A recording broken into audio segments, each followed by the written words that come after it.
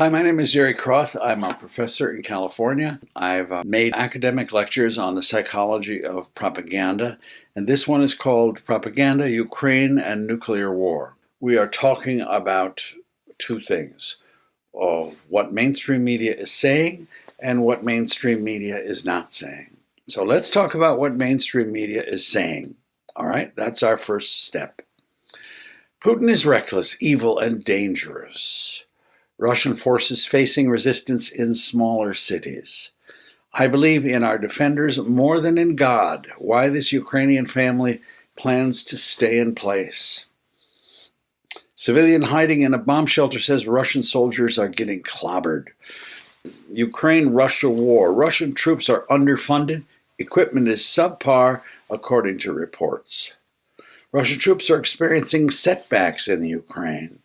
Stand with Ukraine. Putin, get out of Ukraine. Heroic Ukrainian soldier blows himself up to destroy a bridge to stop the Russian advance. A Ukrainian official at the UN says, why is Russia even part of the Security Council? State Department says Moscow's Ukraine diplomacy was just a pretense for this war. A Canadian leader with Ukrainian roots puts Putin in the ranks of reviled European dictators. Putin thinks he's the hero of Russia's story. He couldn't be more wrong. I'm afraid Russia will invade us next. Alarm among Ukraine's neighbors. Some Russian troops are surrendering or sabotaging vehicles rather than fighting. How Putin's rat-infested childhood shaped his philosophy of war. More of the blitzkrieg. As Russia invades Ukraine, Baltic states fear they might be next. Putin moves towards war in Ukraine, shows how dangerous he's become. Australia announces sanctions. Forget the obsession with sanctions against oligarchs. I have a better way to hurt Putin. Defense Secretary says deeply irrational Vladimir Putin has broken international law. Putin's desperate bid for more troops in Ukraine is failing miserably. I think you're getting the idea. Vladimir Putin's secret girlfriend, Alina Kabayeva, luxury life as Ukraine burns. Putin's war in Ukraine is going so bad, he is firing generals. Putin won't stop in the Ukraine, former NATO General Secretary says. It's going to go further than the Ukraine. Putin is redrawing an iron curtain across Europe. Former Ambassador Marie Yanukovych warns Putin will move west if he wins the Ukraine. He's not stopping at the Ukraine. Ukrainian defense leader warns Putin is already attacking the West and will not stop at the Ukraine. U.S. Senate unanimously condemns Putin as a war criminal. Many Russians aren't buying the war Putin is selling. Russia presses the invasion to the outskirts of the Ukrainian capital. Prayers for Ukraine. The fall of Vladimir Putin. UK says Russia plans to take the whole of Ukraine, but is failing. Thousands of Russians, including celebrities, are risking being arrested to protest. Russia's economic defense is likely to crumble over time under sanctions onslaught. Leaked Russian spy report claims Ukraine invasion has been a total failure. 10-year-old Ukrainian girl shot and killed by drunk Russian soldiers. Putin is a war criminal, the Antichrist, says Ukrainian woman. All right, so, there's more. Why Vladimir Putin has already lost this war. Economic sanctions cripple Russian economy as the ruble plunges in spirits. I'm getting tired, so I'm going to stop this. Russia has suffered a crushing moral defeat, and Russians know it. So Putin shows the world just how evil he can be. And why blaming Joe Biden for high gas prices is completely and utterly absurd. All right, I think that's it. That's pretty much it after 20 days. Now, I searched about 150 articles, and I only found one article that went against this mainstream narrative that you've heard. One, and here it was. Many predicted NATO expansion would lead to war. Those warnings were ignored. That point of view is nowhere to be found. So we are going to talk about propaganda, because propaganda in part means you hear what they want you to hear and see what they want you to see. We're now going to talk about what the mainstream media is not talking about. Oh my God, you're going to say, you're giving Russia's point of view, aren't you? That's treasonous. There's a danger in saying what the media is not talking about. I'm not a Russian propagandist. I'm a Jungian psychologist. We are on the threshold of World War III and nuclear annihilation, and we need to have a wider consciousness than we have. That is the purpose of this lecture.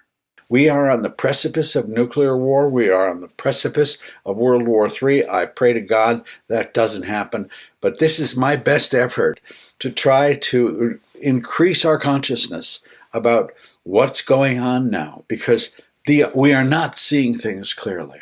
So we're shining a light in the darkness. And who do we see in the darkness? Oleg Tyahnybok. Well, he was the head of Svoboda, which was the third largest political party in the Ukraine. He held 36 seats. Now, I don't know how many seats they have in parliament, but that's an awful lot of seats in parliament. This is what he says. You are the ones that the Moscow Jewish mafia ruling the Ukraine fear most. Holy cow. He was asked about Mila Kunis. She's a Hollywood actress. She's Ukrainian. What do you think of Mila Kunis? She's a dirty Jewess. Oleg's got supporters who wear T-shirts. The T-shirts say, "Beat the Zhids." In Russian and in Ukrainian, the word Zhid is the worst anti-Semitic slur you can think of. If I translated that, YouTube would probably get rid of this video. Here's our first blind spot. So that's Oleg with lightning behind him doing a Sig Heil. That's Oleg and his supporters doing Sig Heils. That's the symbol of Oleg's Azov battalion. It's not a swastika, but that comes from the SS Waffen brigades. And they wear it on their armbands. 900,000 Jews were murdered by Hitler in the Ukraine. And Oleg is running around playing Nazi. I don't know if he's a neo-Nazi or just a Nazi. But there he is shaking hands with the late Senator John McCain. Svoboda was so influential and powerful, they had 6 cabinet posts in that new government that took over in 2014, 2015. Now, the question is, are there still neo-Nazis there today? Or is that just Putin's propaganda? Remember, Putin said, I'm going into the Ukraine, and one of the reasons is the denazification of the Ukraine. Well, let's find out. What the mainstream media is saying is Putin's Nazi rhetoric reveals his terrifying war aims in Ukraine. Putin is using a false Nazi narrative to justify Russia's attack on the Ukraine. Putin's claim of fighting against Ukraine neo-Nazis distorts history. How Putin's denazification claim distorts history, according to scholars. Historians on what Putin gets wrong about denazification. All right. There's a comedian named Jimmy Dore. He's also a political commentator, and he's very far left. I guess he calls himself a radical progressive. He's left of AOC. I'm going to present things that he does. So I think he got this correct. He's got some very good evidence. And by the way, I promise to bring you some right-wing people too. Look at this. So people are saying, just total fiction, how Putin is using Nazi propaganda to defend invasion of Ukraine. There's the allegation that the Ukraine military and the government has neo-Nazis infiltrated and embraced by the government, actually. So here's Alex Rubinstein. He says, watch Yevhen Karas, the leader of Ukraine's neo-Nazi terror gang, C-14's speech from Kiev earlier this month. Straight from the horse's mouth, he dispels the many narratives pushed by the left, the mainstream media, and the State Department.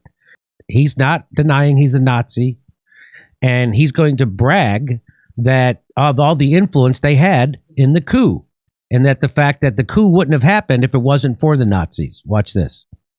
So he says Maidan was the victory of the nationalist ideas. That was the coup. that took place. That was the coup that took place. And he said that was the victory for the nationalist ideas. Well, what does nationalist mean? It means Nazi ideas, right? Okay. Націоналісти якби були Nationalists were the key factor there and clearly at the front lines.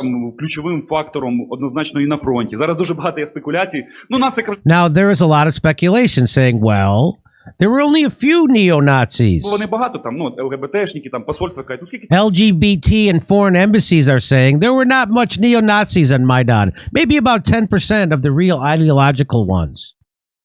було там нациків. Ну, нациків там було там 10% там, ну, запаяних ідейних. Ну, це ж питання в тому, це може так казати лише The thing is that such a thing can say only a moron that never was at war. Не знає, наскільки оце And don't understand that those 10%, maybe even less, 8%, 10%, хоча там навіть може даже менше було. Я думаю, націоналістів було хай там даже 8%. Ну, наскільки це but how much they are and how much more effective in the proportion of influence. So he's saying, yeah, we might have only been 10% or 8%, but what was our effect? пропорції That's what he's saying. What was the proportion of our influence? How much of their effectiveness was? It was endless, he says. ефективності. Не було б цих 8%, аби He says, if not for those 8% of neo-Nazis, the effectiveness of Maidan would have dropped by 90%. So he's saying most of the credit has to go to these right-wing nationalist neo-Nazis for the coup. 100%. То For the nationalists, that whole thing, meaning the coup, would have turned into a gay parade. That's what he said. He says, we were now been given so much weaponry, not because some say the West is helping us. So they've been given all this weaponry from the West. And some say it's because they want to help you. And he says, no, that's not why. тому що ми хороші, як нам кажуть, нам допомагає Захід, бо вони хочуть нам блага, тому що ми виконуємо He задачі says, not because the West wants the best for us, but because we perform the tasks set by the Заходу. West. Тому що ми єдині, хто готові Because we are the only ones who are ready. And so that guy's a leader of the C-14s. The C-14s was started as a youth wing of the Svoboda Party, founded by Ole Tenehambach, big neo-Nazi, shaking hands with this guy who's our president. The 14 in C-14 refers to the 14 words coined by American neo-Nazi David, and those words are, we must secure the existence of our people and future for white children. So the neo-Nazi Svoboda Party was co-founded by that guy I just showed you shaking hands with, Joe Biden, and a guy named Andriy Parubi, who served as the chairman of Ukrainian parliament from 2016 to 2019 and was welcomed at the U.S. Senate by Joe Biden's foreign policy man, Michael Carpenter. That Zelensky's politics can be problematic. There's also the small matter of the Azov Brigade, an openly fascist military unit that Zelensky's government tolerates within its army's ranks as long as those neo-Nazi soldiers are fighting Russians. Yes, there are still Nazis and neo-Nazis in the Ukrainian government. Many of the 17,000 Javelin missiles the United States sent to the Ukraine are being used by the Azov Brigade and by Nazi groups as we speak.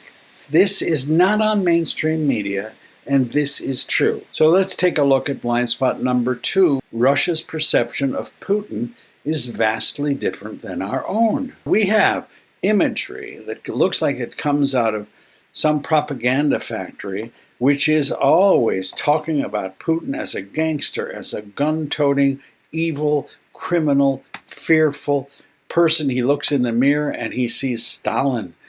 He is a reincarnation of the Soviet Union. He's a warmonger. He's a war criminal. He has ambitions to take over the world. He's a fearful person.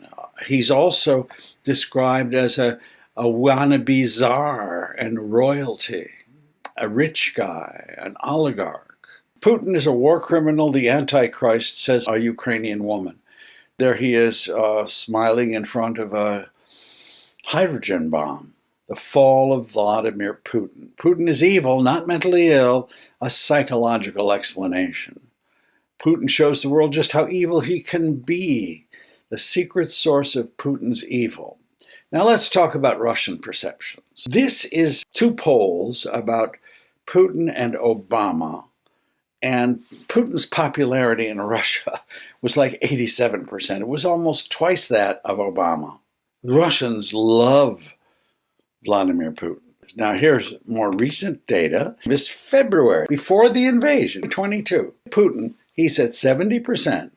Joe Biden is at 47%. Here's some more data. About 65% approve of Putin's war in the Ukraine.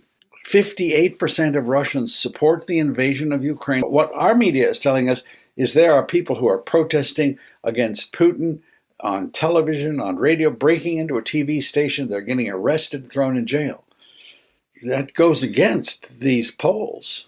Putin is called Saint Vladimir in Russia. When Putin took over, the life expectancy was 58, and now Russian life expectancy is 72.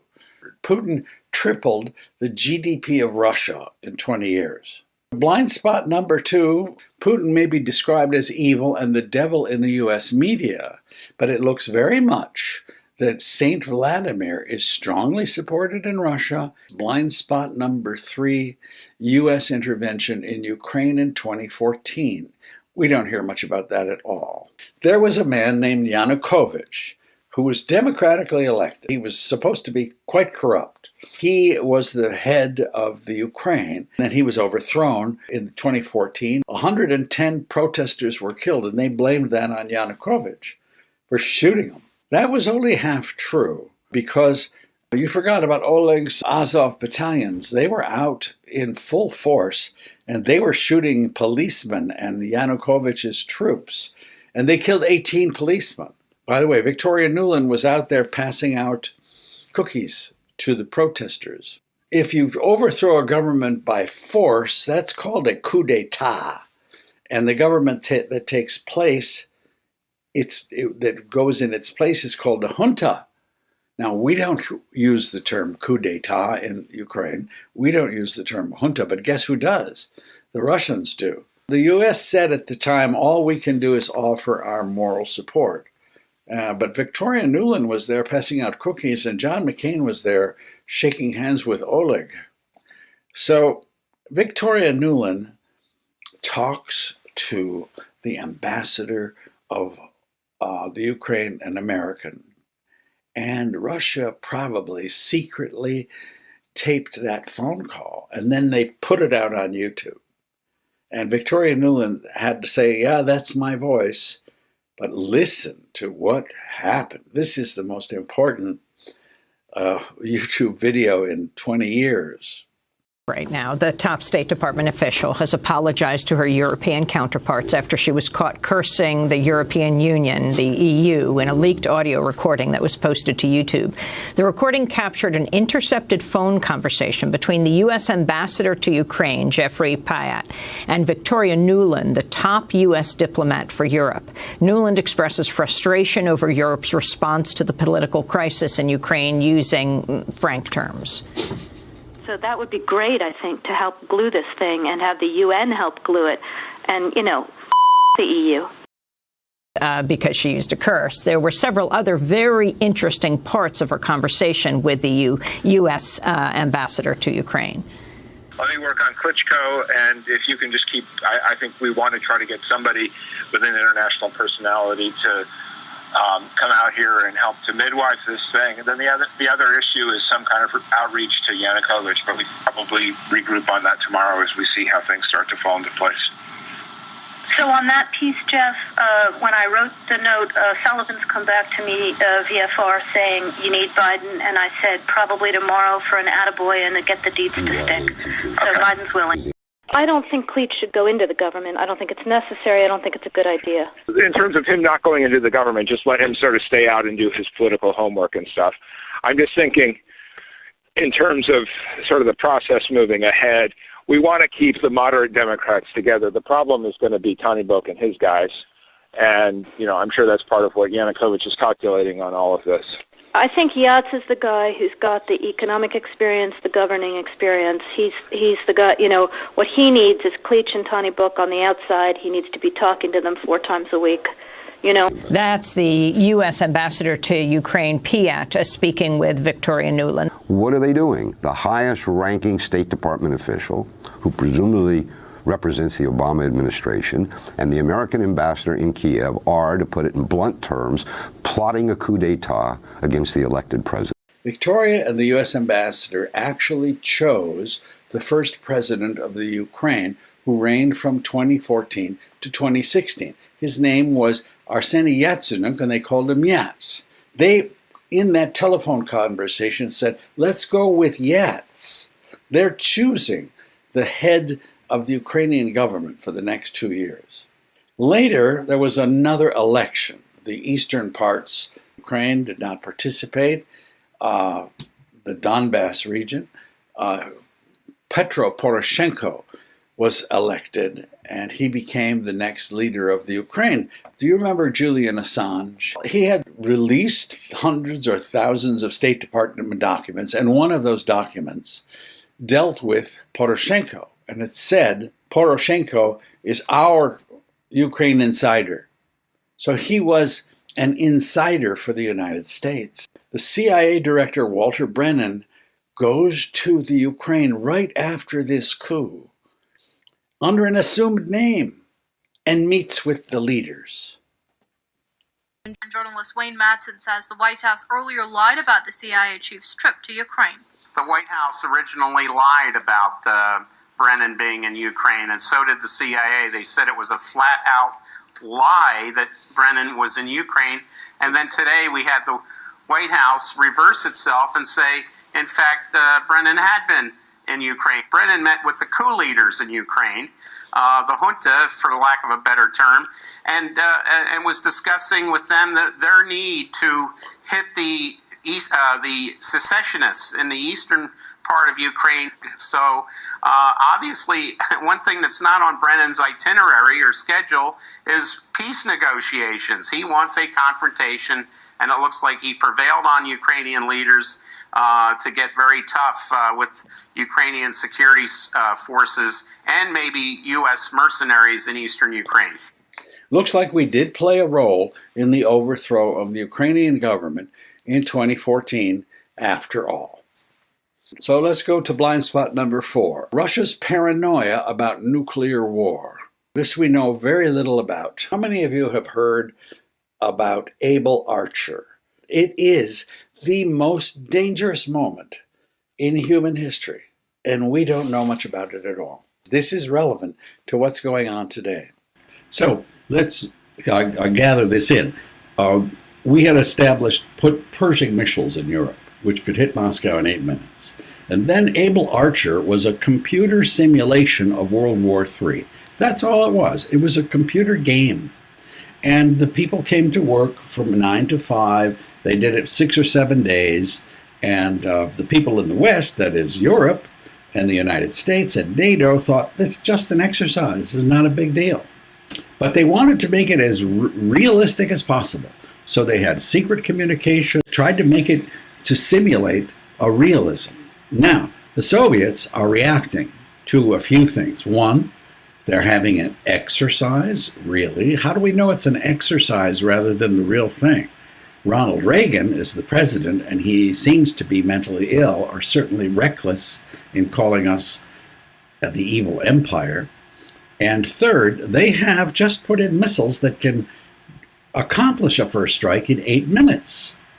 We have to be prepared. And so from the Soviet point of view, there were massive preparations for real nuclear war. The pride of Reagan's arms build-up was a new medium-range nuclear missile to be introduced into Europe in November 1983. It was called Pershing II, and its imminent arrival unnerved the Soviet military. The really dangerous thing was that the flight time of these missiles was only 6 to 8 minutes, which allowed the Americans to inflict a sudden nuclear strike and decapitate the Soviet Union. That is, to destroy the leadership inside the Kremlin. Launching a counter-strike would have been almost impossible. The stakes were enormous for both sides. On the 8th of March 1983, he made his most provocative speech of the Cold War. to ignore the facts of history and the aggressive impulses of an evil empire, to simply call the arms race a giant misunderstanding, and thereby remove yourself from the struggle between right and wrong and good and evil. I ask This speech was designed to offend the Kremlin, and it did. When he called the Soviet Union the evil empire, the Soviet leadership was shocked and said, we are to expect something terrible from this reckless president. Evil empire, evil empire. That all made the Soviets feel that something is really brewing and they have to be ready for a nuclear attack. Evil empire, evil empire, evil empire. The idea of a surprise attack was etched onto the mind of the Soviet leadership.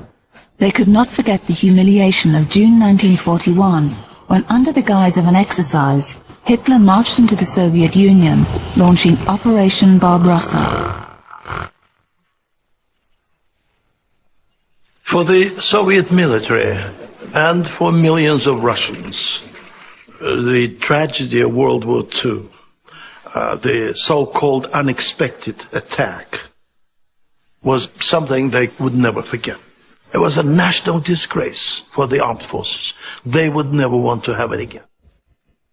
In the imaginary war game of Able Archer, the script had reached the final page. Having obtained permission to use nuclear weapons, the nuclear commanders now had to wait the whole night before they were allowed to press the button. By the time the exercise came to its fruition, it would have gone nuclear, and there's a kind of wave of rising interest and enthusiasm.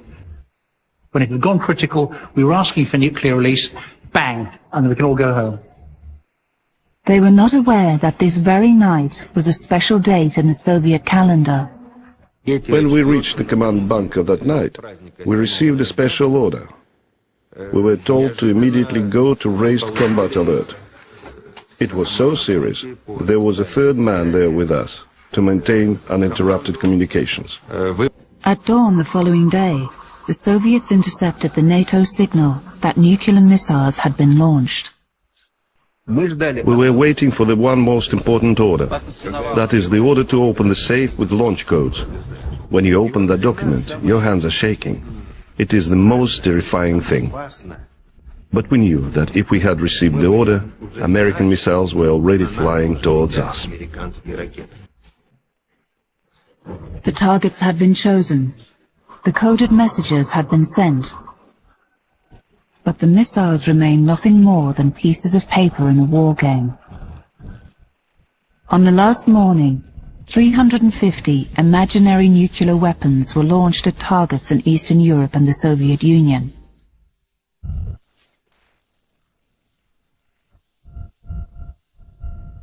And then, quite suddenly, the exercise ended. The most terrifying thing about Able Archer was that we may have been at the brink of nuclear war and not even known it. There was a war game where Russians said, Ronald Reagan's reckless, calls us the evil empire. They just put in Pershing missiles, and they're having this exercise on a Russian holiday when people are relaxed and not paying attention. This is World War III. And they were 8 minutes away from launching a counterstrike against the United States.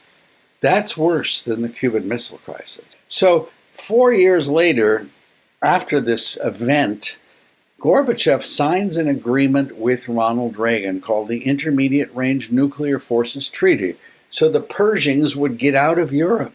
They created a treaty that forbade those kinds of missiles from 3,400 miles to 300 miles. That meant, in terms of the nuclear geopolitical picture, that Russia had 30 minutes to decide whether they were being attacked. And America had 20 or 30 minutes, not 8 minutes. Do you understand the significance of that INF treaty? Well, guess what happened? The INF treaty, Trump got out of it in 2019. It was there since 1987. And we've decided, oh, we don't need it anymore. We're not even talking about it now. This October, Russian President Vladimir Putin renewed his call for NATO to reciprocate. Russia said, we will have a complete moratorium on those short, intermediate range missiles. Please reciprocate for us. If we don't have a treaty, let's at least voluntarily do it. NATO's response is it remains unfavorable to NATO. Then the Ukraine says it may seek nuclear weapons if it's left out of NATO. Russia is deeply concerned about NATO encroachment, far more than it's interested in Ukraine. It does not want to see Pershings or any kind of cruise missiles or American airplanes that could carry them in the Ukraine. You have talked a lot about security guarantees, and now we've seen your proposals. You also say you have no intention of invading Ukraine. So will you guarantee unconditionally that you will not invade Ukraine or any other sovereign country? Or does that depend on how negotiations go? And another question, what is it, do you think, that the West does not understand about Russia or about your intentions? Thank you.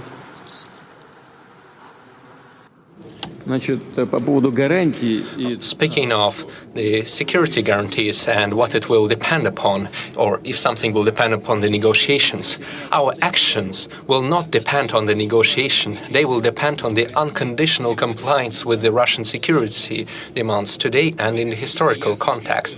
In this sense, we have made it clear that any further NATO movement to the east is unacceptable. There is nothing unclear about this.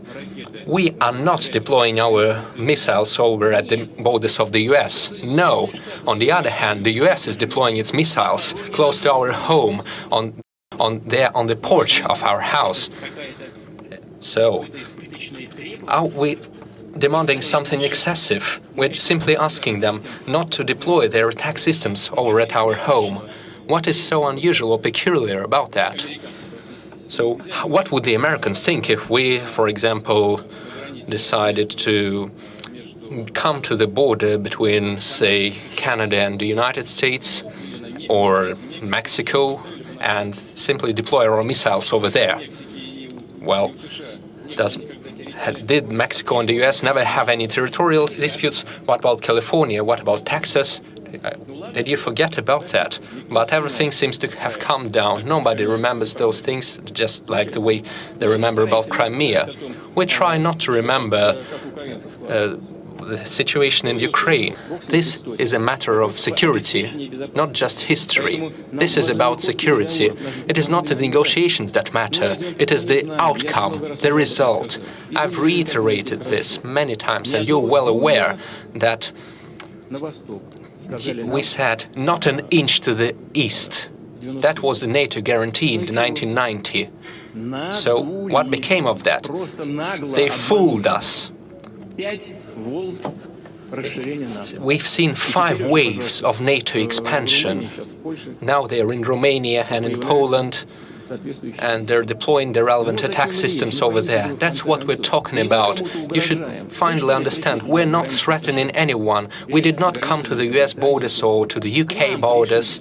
No, they came to our borders, and now they're saying that Ukraine will also join NATO and they will deploy their systems there. Or not just NATO, they will simply deploy it on a bilateral basis.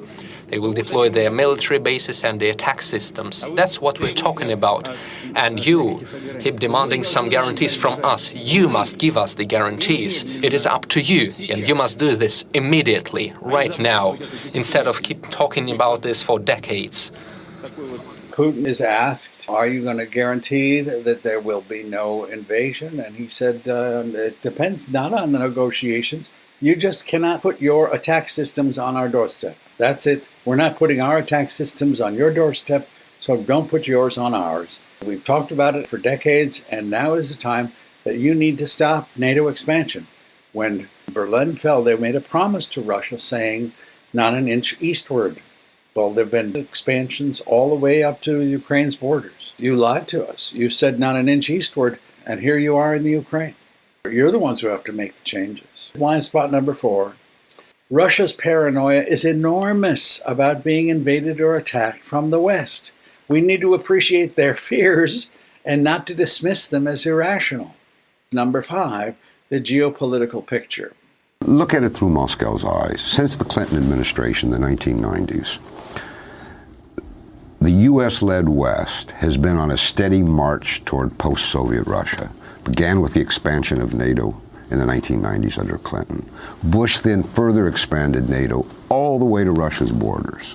Then came the funding of what are euphemistically called NGOs, but they are political action groups funded by the West operating inside Russia. Then came the decision to build missile defense installations along Russia's borders, allegedly against Iran. Then comes American military outpost in the former Soviet Republic of Georgia, which led to the War of 2008. And now the West is at the gates of Ukraine. So that's the picture as Moscow sees it. And it's rational, it's reasonable, it's hard to deny. But as for the immediate crisis, let's ask ourselves this.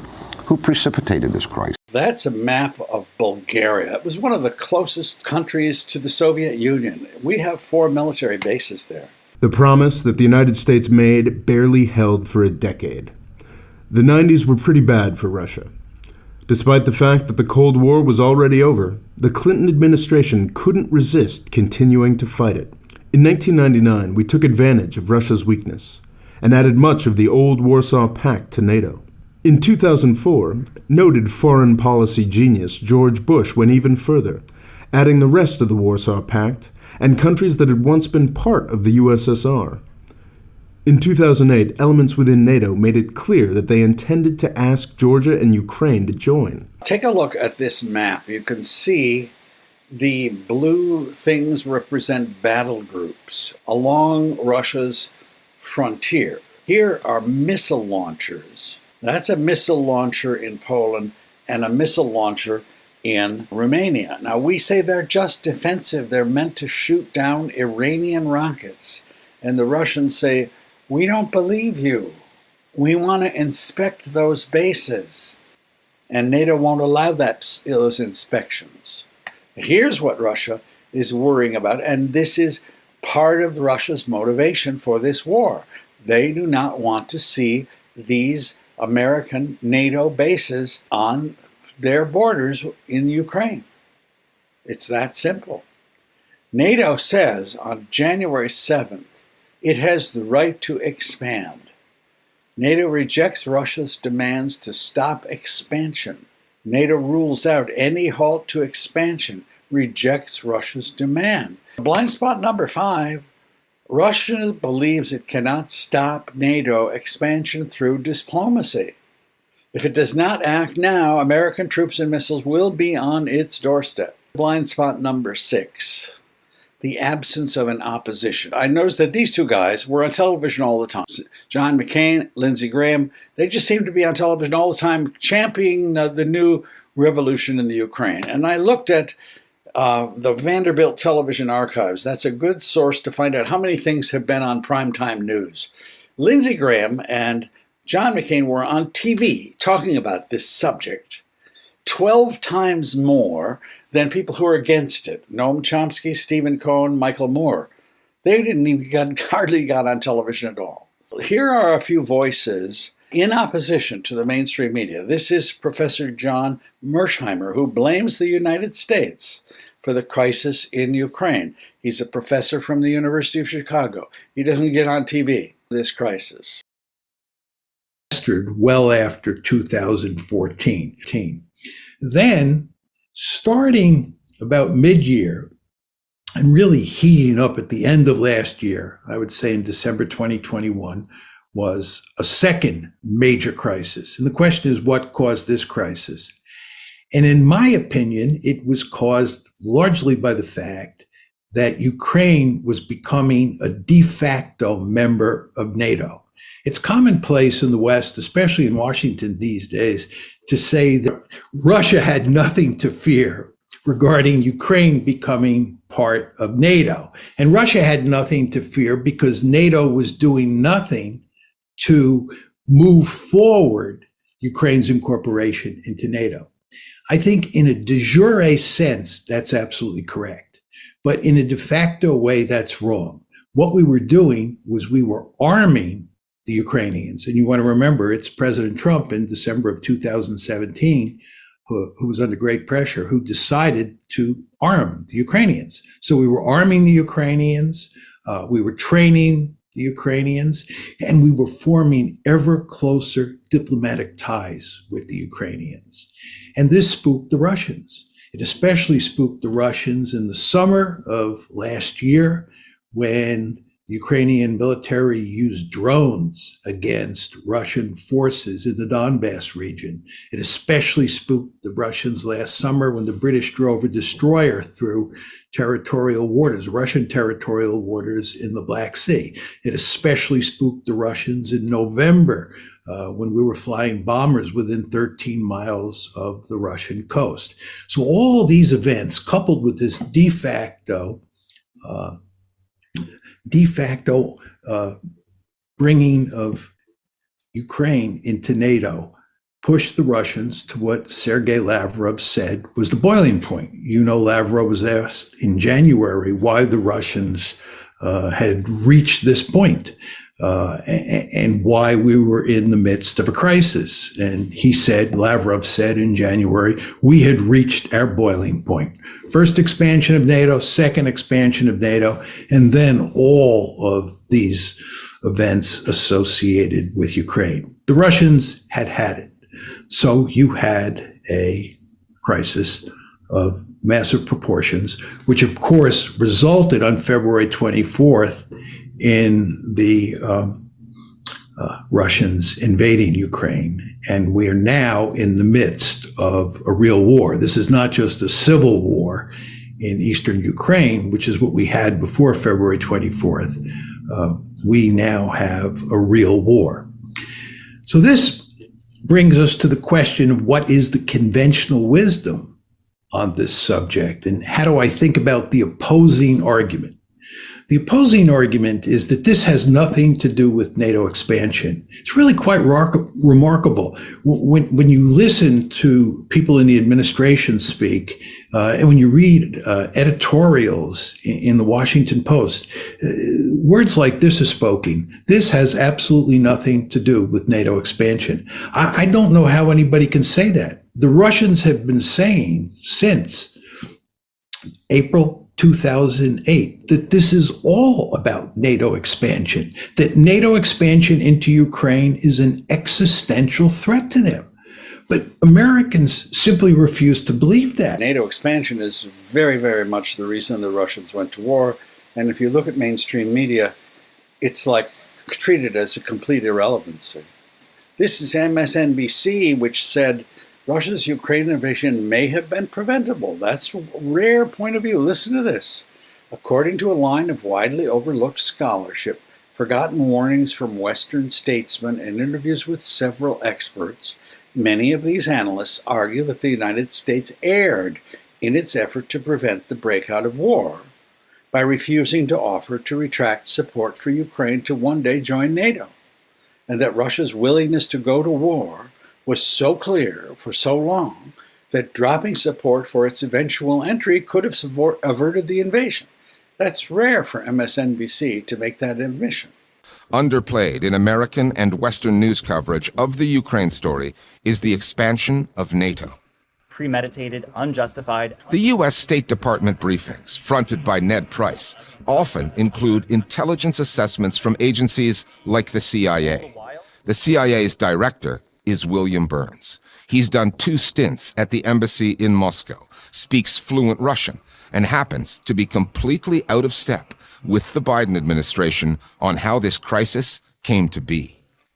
In 2019, Burns wrote a memoir in which he called NATO's expansion into ex-Warsaw Pact countries needlessly provocative, warned that Ukraine was the brightest of all red lines for the Russian elite, and not just hardliners, he said, that even Putin's sharpest liberal critics saw NATO expansion as a direct challenge to Russian interests. You won't see William Burns getting any FaceTime on the American airwaves these days. That would just complicate matters in a media space where the blame is Vladimir Putin's and his alone. Here's another minority voice. This is again from the left. People got it.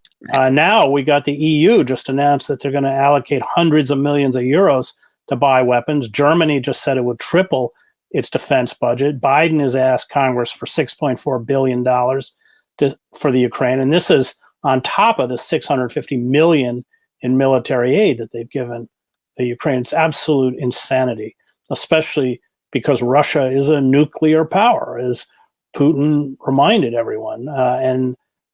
These kind of merchants of death who are making tons of money off of this and made tons of money off of expanding NATO are at this point, I mean, over dramatic, but they're flirting with a nuclear holocaust. It's just nuts. There should be, I think, Moscow has every right to, especially given the number of countries in Eastern Europe that are now NATO allies, they have every right to ask that the Ukraine remain neutral. I just don't think that's an unreasonable request. They have every right to ask that NATO troops be removed from Eastern Europe. They have every right to dismantle that missile base. I mean, we almost had a nuclear showdown with the Soviet Union over missiles in Cuba. That was 90 miles off the coast of Florida. So, right. Someone asked about NATO expansion. I think they want to know. I'm not sure. I mean, you write about it obviously in your piece. But maybe a question to ask is why. I think a lot of people don't understand why NATO expansion is. They think of NATO as a defensive entity. Can you explain why NATO is threatening and dangerous? Well, because it's encircling Russia. And Russia perceives NATO with much justification as a threat. They feel hemmed in. Why did we perceive missiles in Cuba as a threat? How would we feel if Canada or Mexico were suddenly host to thousands of Russian troops with military bases, including missile bases along our border? I don't think it's an unreasonable fear on the part of the Russians, especially given their history. It was totally unnecessary. I mean, it was only done for the arms market. It was only done for the weapons manufacturers. So this is a Fox News interview. The first 5 days, Russian forces, I think, frankly, were too gentle. They've now corrected that. So I would say another 10 days, this should be completely over. But the question is, what is it that Zelensky is going to do? The Russians have made it very clear what they want is a neutral Ukraine. This could have ended days ago if he accepted that. And then they can adjust the borders. But the eastern part of Ukraine is firmly in Russian hands. But again, the Russians are not seizing territory. They're destroying Ukrainian forces. That's their focus. Colonel, it sounds like you don't approve of Zelensky's stand. Oh, I think Zelensky is a puppet. And he is putting huge numbers of his own population at unnecessary risk. And quite frankly, most of what comes out of Ukraine is debunked as lies within 24 to 48 hours. The notions of taking and retaking airfields, all of this is nonsense. It hasn't happened. He's not a hero when he's standing up for himself and his own people? You don't think he's a hero? No, I do not. I don't see anything heroic about the man. And I think the most heroic thing that he can do right now is to come to terms with reality. Neutralize Ukraine. This is not a bad thing. A neutral Ukraine would be good for us as well as for Russia. It would create the buffer that, frankly, both sides want. But he's, I think, being told to hang on and try to drag this out, which is tragic for the people that have to live through this. I'm inclined to disagree with you, Colonel, but, we'll see how this works out. Colonel Douglas Macgregor, tough guy. Thanks for being with us, sir. Here is Colonel Doug Macgregor, a former senior advisor to the Secretary of Defense. Thank you for joining us. Why do you think Putin is doing this? What is his end game? Well, Vladimir Putin is carrying through on something that he's been warning us about, at least for the last 15 years, which is that he will not tolerate U.S. forces or their missiles on his borders, much as we would not tolerate Russian troops and missiles in Cuba. And we ignored him, and he finally acted. He was not going to allow Ukraine under any circumstances to join NATO. And what's happened now is that the battle in eastern Ukraine is really almost over. All the Ukrainian troops there have been largely surrounded and cut off. So this is not something that he's looking for. we are imputing to him things that he does not want to do in our usual effort to demonize him and his country. We need to remember that Ukraine is fourth from the bottom of 158 countries in the world as corrupt. Russia is perhaps 3 or 4 places above them.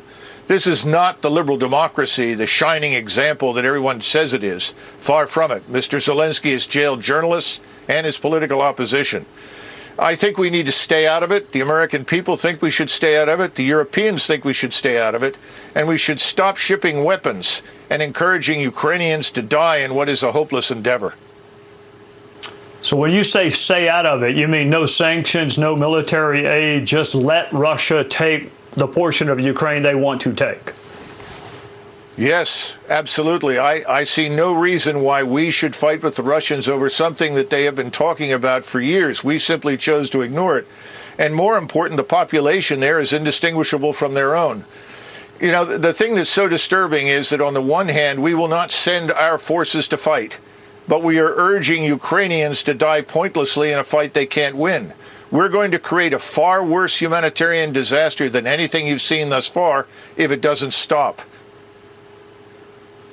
Thank you for joining us. Russia is winning. Zelensky is a puppet. Zelensky is not a hero. He's prolonging this. A neutral Ukraine is good for the United States. It's good for Russia. And Russia has been saying this for 15 years, and we have just been ignoring it. We're demonizing Russia, and we should put an end to it. Now, here is a picture of the people who are talking about the no-fly zone. You have to think about how dangerous it is to have a no-fly zone, to have American planes fighting Russian pilots. That's getting much closer to a direct confrontation between Russia and the United States. These are 4 people who are talking about a no-fly zone. And these are 4 of the opposition, Noam Chomsky, Chris Hedges, etc., who say it's ridiculous. That's a 5-to-1 ratio between people who are talking about extreme aggressiveness versus being cautious. And that's what our media is churning out as we go through this war. People are calling Tucker Carlson a Putin puppet. Vladimir Putin just invaded Ukraine because he didn't want Ukraine to join NATO. Putin certainly had other motives as well. People always do have multiple motives. But that's the main reason Russia invaded. The Russians don't want American missiles on their border. They don't want a hostile government next door. Now, that's true, whether you're allowed to say it in public right now or not. It has been true for a long time. A lot has been written about this over many years by serious people. No one who knows anything and is honest will tell you Putin invaded Ukraine simply because he is evil. Putin may be evil, he certainly seems to be, but he also had strategic motives in doing that. Whether or not you agree with those motives, that's irrelevant. Those are the facts. So with those facts in mind, the Biden administration's behavior in the days before the Ukraine invasion tells you a lot about what motivated them. With Russian troops massed by the thousands on the Ukrainian border, Joe Biden sent Kamala Harris to explain America's policy to European heads of state. At a public press event at the Munich Security Conference, Kamala Harris encouraged Ukraine to become a member of NATO. Quote, "I appreciate and admire President Zelensky's desire to join NATO." Message? Up yours, Vladimir Putin. Go ahead and invade Ukraine. And of course, Vladimir Putin did that just days later. So the invasion was no surprise. They tell us that Vladimir Putin is unbalanced. We'll take that at face value. We know that Putin has thousands of nuclear weapons. Putin has said that if he is pushed, he will use nuclear weapons. Could be wise to believe him. Harry Katsianis does believe him. Katsianis is a foreign policy analyst in Washington. Like a lot of people in his business, he regularly participates in government-sponsored war games. These are designed to map out what would happen if various countries fell into conflict with one another. A couple of years ago, not long ago at all, Katsianis participated in a war game predicated on a war with Russia. He wrote about this the other day in The Federalist, quote, "In the course of what we call the NATO-Russia war of 2019, we estimated 1 billion people died. 1 billion. And if we aren't careful, what happened in a simulation could happen if a NATO-Russia war erupts over Ukraine." That war has just erupted. The fact that no one in charge seems to worry about where this could go should concern you quite a bit. Kamala Harris went to Europe. She praised Ukraine for its desire to enter NATO. And that was a slap in the face to all of Putin's diplomatic initiatives. A few days later, he said that's enough and he invaded. It's what prompted him to invade. There are very few voices in opposition today. They do exist, but barely scratch the surface of what is playing on mainstream media. What these few voices seem to be saying is that the war was preventable if the U.S. agreed not to put U.S. troops and missiles on Russia's border, or insist on expanding NATO even further. That's what is not being publicized. Blind spot 7. Let's talk about a little history. Ukraine was created by Lenin in 1922. Let's talk about some other things here. These are language distributions in Ukraine. The area that is solid red speaks exclusively Russian. The area that is orange speaks a dialect called Surzhyk, a dialect half Ukrainian, half Russian. And yellow, these people speak pure Ukrainian. More people speak pure Russian than speak pure Ukrainian in Ukraine. Let's take a look at Crimea. This was a part of the Ukraine that Russia took and then got sanctioned for. Crimea was part of Russia for a very, very long time. It fell to Russia control in 1774. Crimea was under Russia for 180 years. In 1954, Khrushchev ceded Crimea to the Ukraine. It was returned to Russia. They invaded it, yes, but there was a referendum and 83% of the people voted to return to Russia. Only 10% of Crimeans speak Ukrainian. This is Henry Kissinger. The West must understand that to Russia, Ukraine can never be just a foreign country. Russian history began in what was called Kievan Rus. The Russian religion spread from there.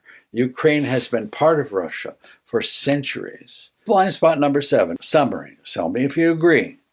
The Crimea and about 40% of the Ukraine are very closely associated with Russia historically, speak Russian almost exclusively, and generally have loyalties to Russia. Blind spot number 8, the dubious moral high ground. You'll probably get a kick out of this. Okay, so this is none other than Condoleezza Rice being interviewed on Fox. Well, and I have argued that when you invade a sovereign nation, that is a war crime.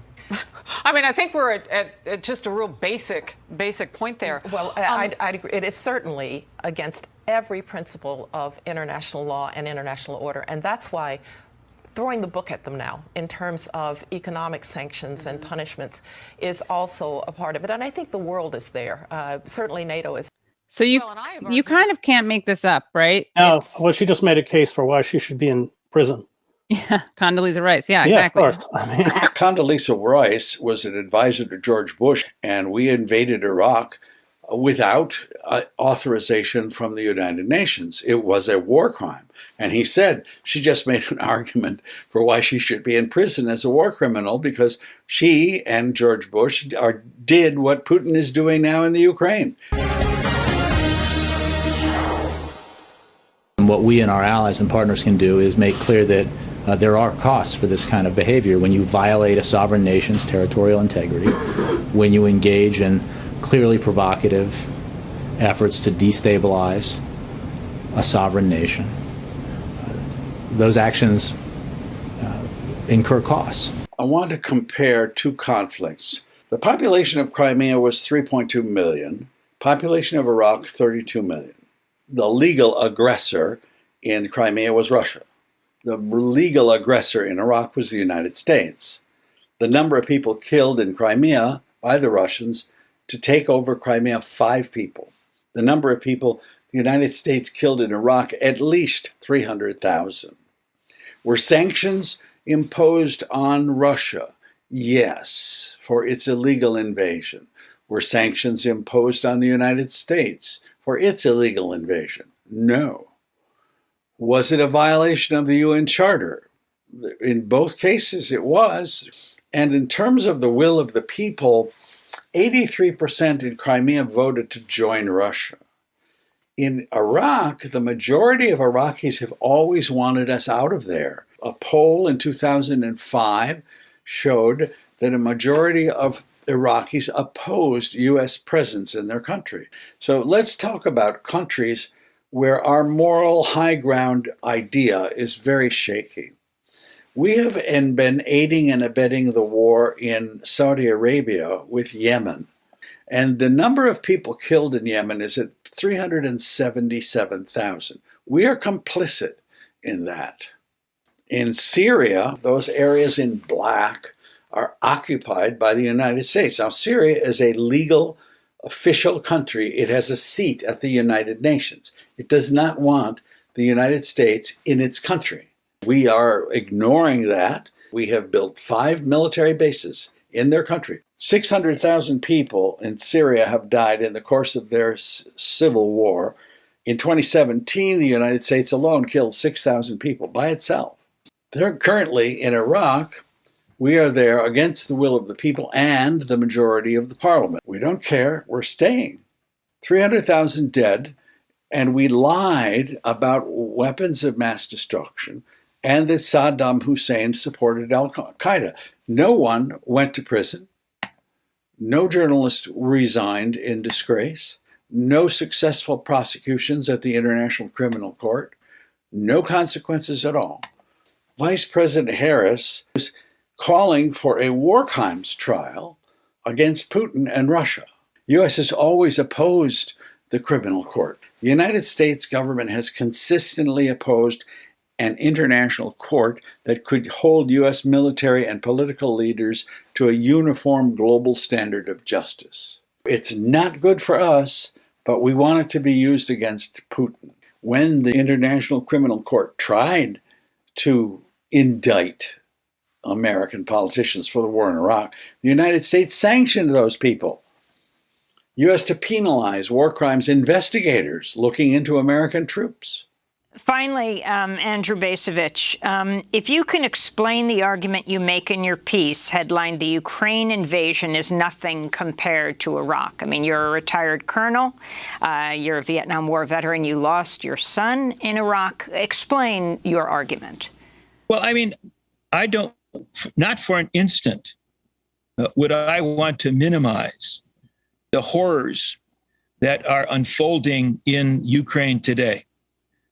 And the deaths and the injuries inflicted on non-combatants. But let's face it, the numbers are minuscule compared to the number of people that died, were displaced, were injured as a consequence of the U.S. wars in Iraq and Afghanistan. The total number is, according to the Brown University Costs of War Project, the total number is somewhere in the vicinity of 900,000 deaths resulted from our invasion of Afghanistan and our invasion of Iraq. Now, I understand that Americans don't want to talk about that, don't want to remember that. The political establishment wants to move on from that. But there is, I think, a moral dimension to the present war, to the Ukraine war, that should cause us to be a little bit humble, reticent about pointing our fingers at other people. Blind spot number 8. The U.S. violated the sovereignty of legal UN-recognized countries, introduced military forces into them against their wishes, and killed thousands of people in Pakistan, Yemen, Iraq, and Syria in violation of all international norms. Blind spot number 9. The United States has 750 military bases in over 80 countries. In the last 14 years, we have been involved in wars in Afghanistan, Pakistan, Yemen, Iraq, Libya, Sudan, Philippines, Central African Republic, and Honduras. These are the countries where we have a military presence. Overseas military bases. We have close to 1,000, some people say, certainly 750. Russia has 2.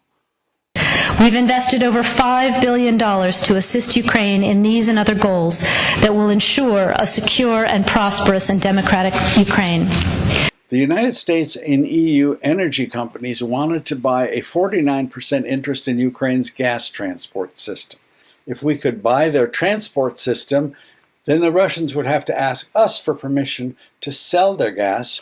Monsanto had an interest in introducing GM corn into the Ukraine. Chevron had an interest in Ukrainian shale gas. Exxon had an interest in developing the Skifska gas field off the Crimean coast, which holds 250 billion cubic feet of natural gas until Russia annexed the Crimea. So there were some industries that were really drooling about our acquiring the Ukraine. Detroit asked for $300 million in aid. Obama said, I won't bail you out. 78,000 abandoned homes in Detroit. 30% of Detroit is either vacant or derelict. 30% of Detroit youth are unemployed. The average response time for a 911 call is 1 hour. 40% of Detroit's streetlights do not work. 2/3 of Detroit's parks have been closed. The murder rate in Detroit is 11 times higher than New York City. Only 10% of crimes in Detroit are solved. 25% of Detroit's schools have been closed. This is the amount of money that was given to Detroit versus the $5 billion that went to Ukraine. Detroit got another $440 million in federal aid, but Ukraine got another $5 billion. We see Detroit got a total of $700 million. Ukraine got $10 billion. Mitch McConnell says the government will appropriate another $14 billion for Ukraine. Detroit gets $700 million. Ukraine gets $21 billion. Is that really the will of the American people? 73% of Americans say we should prioritize domestic issues over foreign issues. Every dollar Detroit gets, Ukraine gets $30. You think that when you get out of the Afghan war, that means we've just ended a war and those defense appropriations will come down. They don't go down. $802 billion for the military-industrial complex. Blind spot number 9, most Americans do not believe empire or the military-industrial complex has anything to do with the war in Ukraine. We need to talk about Russian propaganda too. That's a billboard in Moscow that says, "Stop fascism." And you see the Ukraine is listed with a swastika. The Ukraine is treated as a fascistic neo-Nazi country. The answer is that Putin is trapped by his own propaganda. Vladimir Putin created this monster, which people are very frightened of in Russia, because he controls Russian TV and he controls what goes on Russian TV, of Nazi Ukraine. Every day on television, for 12 hours a day, Russians have been told that Ukraine is now run by the Nazis. Do you remember the Malaysian airliner? It was shot down over the Ukraine. The consensus is that Russia gave separatists in the Donbass region in Ukraine access to its missiles. And they were going to use those missiles against Ukrainian military aircraft, but they made a mistake and shot down a civilian airliner. In this article, they quoted the Malaysian authorities now suspect that Ukrainian fighters shot it down. The New Straits Times said, "We never said that." They attributed that article falsely. There were Russian troops who were wearing civilian clothes in the separatist regions of the Ukraine, and the Russians denied that the Russian troops were there. 3,000 to 4,000 Russians fought with the separatists. They were hiding that fact. There are a number of false press releases that are attributed to Russian propaganda. You see to the lower left is a picture of a girl who allegedly was hurt in the Donbass region. Actually, and she's crying, that actually comes from a feature film. It wasn't from that location. This is a picture of a cluster bomb that failed to detonate in Donetsk, Ukraine. That the Ukrainians dropped a cluster bomb on the Russian enclave in Donetsk.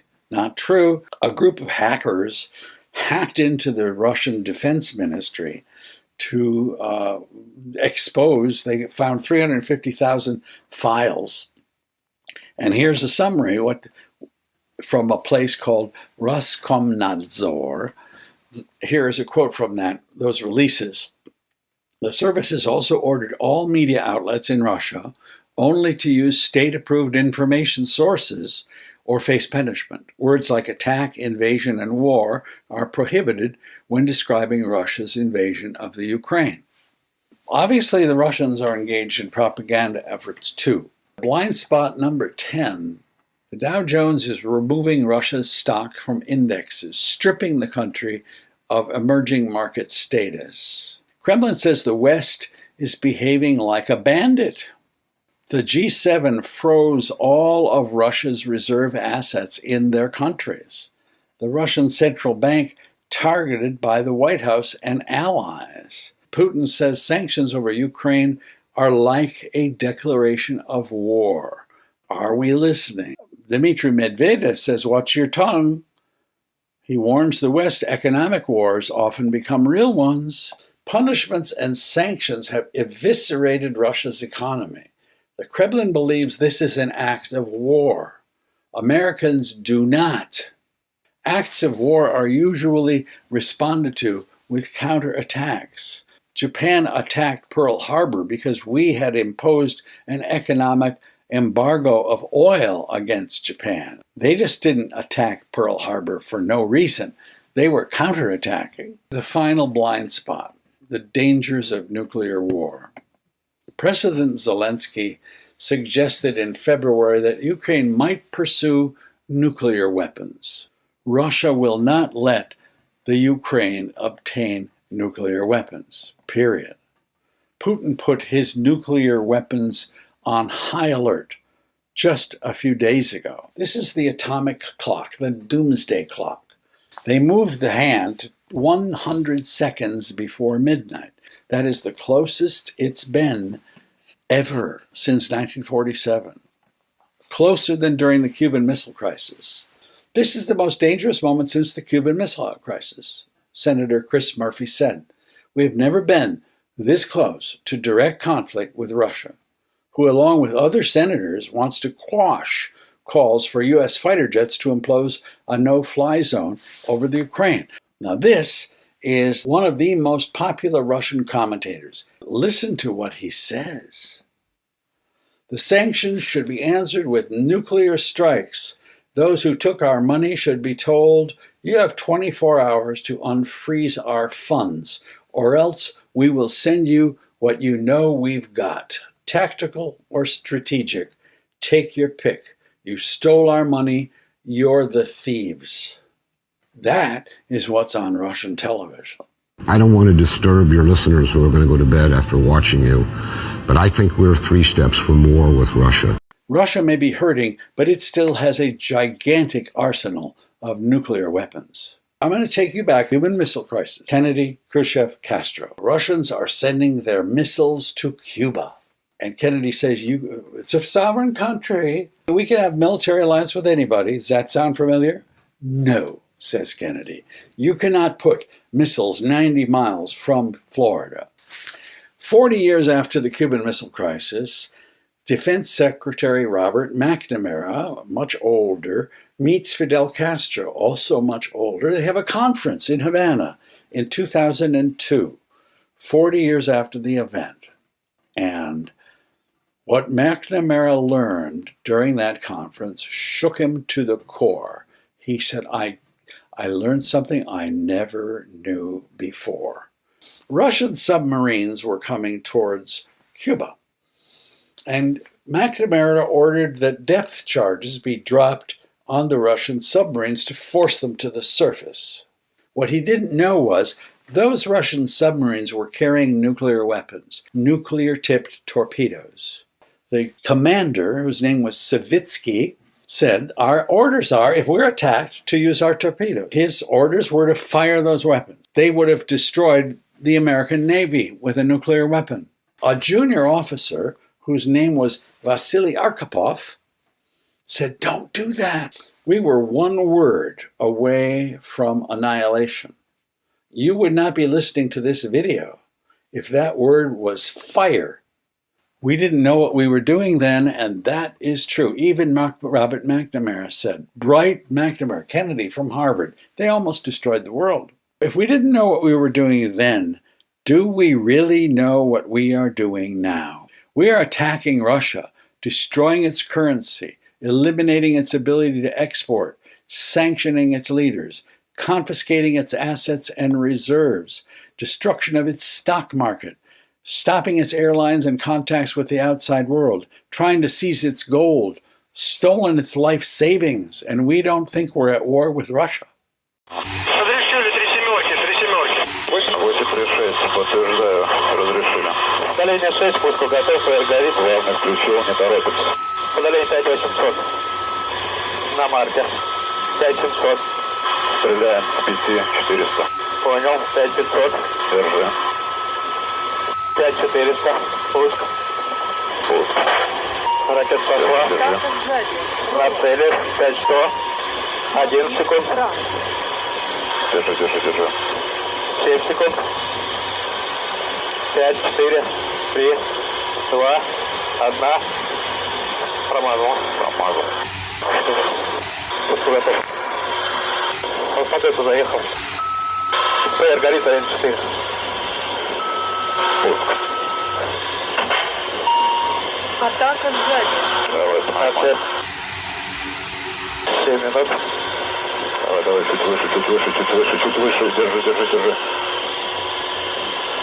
Поражена. Цель поражена. Работа управляемая. Наблюдай. 50 метров. Движение наблюдай. Движение не наблюдаем. Движение не наблюдают. Отход на повторный. Выполняет повторный. Побежал горячий. 1. Живая. Живая, горячая. Пока не работает, наблюдаю. Наблюдает живую, горячую. Все, упал. Живую, горячую. Разгон, давай, отсюда с района, блядь. Понял,